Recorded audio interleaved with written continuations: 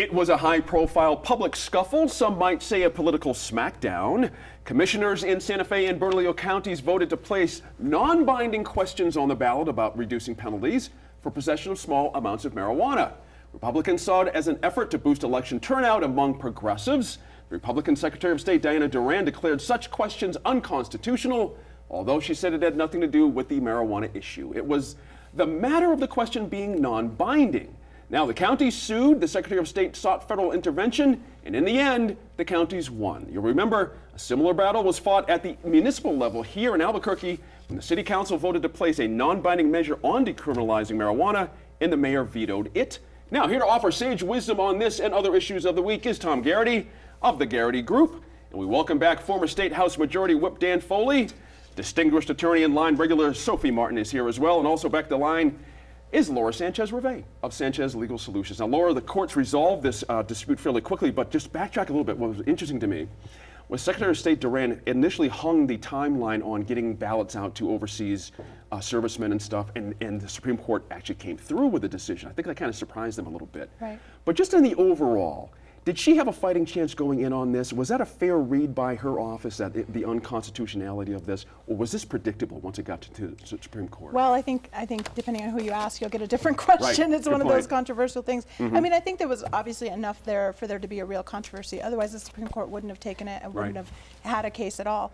You know, her interpretation was that I think the real issue, the turning point actually in the case was that the issue that she didn't have the ability to adjudicate this issue. Right. So her decision to just decline it altogether and say, and use the Constitution as the reasoning, that was an improper role for her in her administrative capacity. So I think that was where it turned really on the legal issues. And so it wasn't surprising, of course, to those people who support the issue of it being on the ballot, but to people who were on her side, I mean, they I think were confident going in. Sure.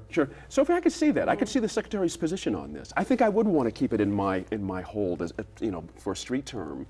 Why not fight that fight? But now that it's been fought, what does that mean for the Secretary of State at this point? Well, because a floodgate is opened of a sort. Well, I think that the gates were already kind of open. It was we're just checking the locks today. I'm extending that metaphor way too far, but really what it means is the resolutions go forward, the vote on those resolutions goes forward, and we may see more, but I don't necessarily see that being abused, in part because it is non-binding. There are certainly issues that are hot button issues. I mean, the abortion issue that we saw in Albuquerque a year ago there were hopes for a similar effect, that there'd be sort of, last fall, I think, a groundswell there. I'm not sure that the marijuana issue is going to have as much pull as that did. And so I think the council is going to have to weigh each time, is this worth really getting the pulse of the community? I want to add one other thing. We see the actions of the Santa Fe City Council in which they move forward without sort of advice and counsel from the voters, and there was a certain amount of pushback on that, right? You should wait to see what the voters have to say. Now we have the Albuquerque City Council looking to see what the voters have to say, and it gives us, the electorate, an opportunity to give our advice about what we think is right, and gives coverage to the city councilors who want to see that And Tom Garrity, good to see you again. We talked about this last time, with this idea of non-binding votes and what do they essentially mean emotionally. Do they count for something?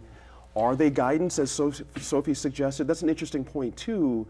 But at the end of the day, what does it really mean to have these kind of things on? If it's an overwhelming yes vote, that might mean something. Overwhelming no vote, that might mean something. Yeah, you know, I mean, I guess if you wanted to be able to use the electorate to help you make a political point, that is one thing. You know, and that's what I found fascinating about this whole conversation, was not necessarily what the question was that the county decided to put onto the ballot, but actually the process of putting it on there, and then, you know, really the Secretary of State determining, you know, whether or not that had a right to be on there, regardless of the substance and stuff. But so it'll be interesting to see, you know, as a voter, if I can stay awake through the whole ballot, because it's going to be a long one.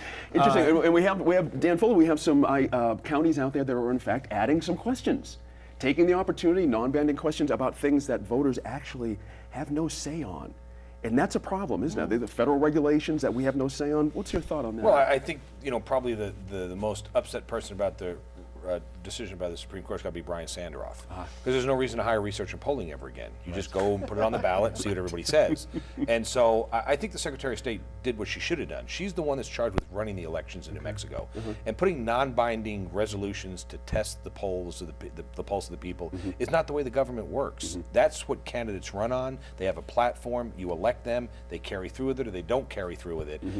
I think that what we've seen is just another example of an extremely overactive Supreme Court. I think that they can't help but get themselves involved in political, partisan issues every opportunity they can.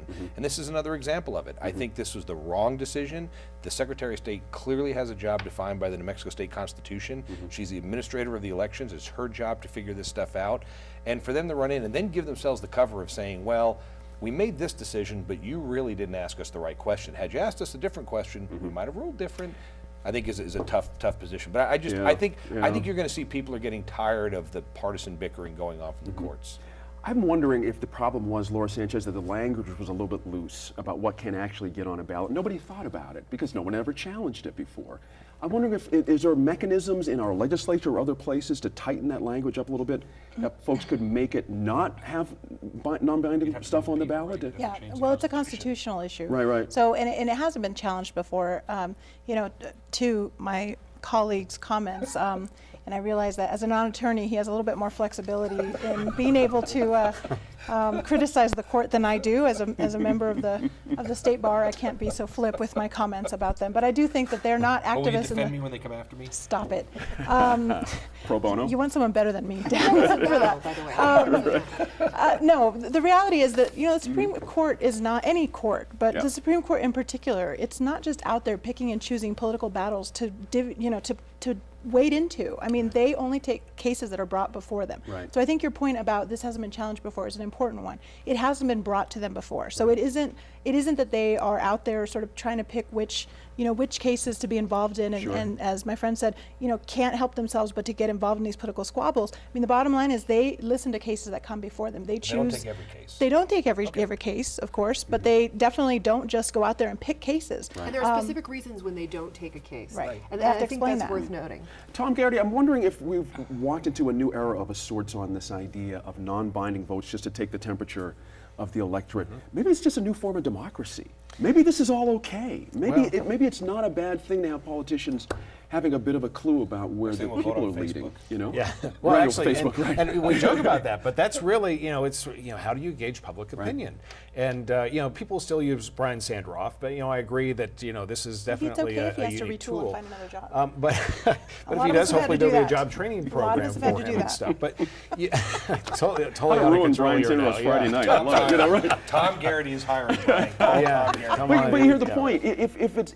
If there's no harm, no foul, literally. There is all it's just guidance. There is Well, it is, know? but Pandora's box has been opened now for Yeah. counties, and so Yeah. now controls in the county's court to really wreak havoc on the electorate. Right. And all it takes in Bernalillo County are 3 votes. Right. That's it, and anything can get on the ballot. wreaked havoc And that's very interesting to me because Yeah. you never know what's going to show up next as far as a polling question, Right. and does it really accomplish anything? No, all it does is it rallies troops around a particular perspective. That's right. And I don't think that necessarily helps, the ballot as a whole to keep credibility. Last thought on Sophie on that, if you would. The flip of that, this I idea. want to remind the table and the viewers that not too long ago, the ability to do straight party voting disappeared, was taken away. Good reminder. And so these initiatives do have the effect, potentially, of making the ballot seem extremely long.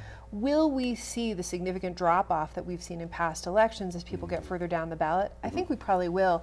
And so that raises the question of whether you really are getting the temperature of the electorate when you're that far down the ballot.